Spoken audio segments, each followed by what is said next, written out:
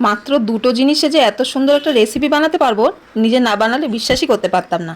তো প্রথমে এখানে 50 গ্রাম সাবু একটু মিক্সিতে গুঁড়ো করে নিয়ে অল্প অল্প জল দিয়ে ভিজিয়ে রাখবো।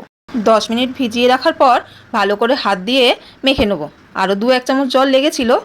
দেখুন এরকম একটা ডো তৈরি করে নিয়ে হাতে তেল বা ঘি মেখে ছোট ছোট করে লেচি কেটে এরকম সবগুলো বল বানিয়ে নেবো। এটা সাইডে একটু দুধ বসিয়ে রেখেছিলাম। দুধ ভালো করে ফুটে গেলে তার মধ্যে চিনি দিয়ে দিয়েছি, একটু এলাচের গুঁড়োও দিয়ে দিয়েছিলাম। এরপর একে একে সব সাবুর বলগুলোও দিয়ে দেবো।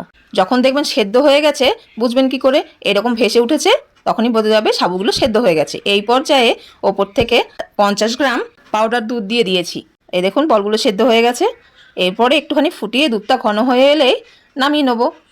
আপনারা যে কোনো ড্রাই ফ্রুট দিয়েই গার্নিশ করতে পারেন। আমি এখানে আলমন্ড বাদাম দিয়েছি।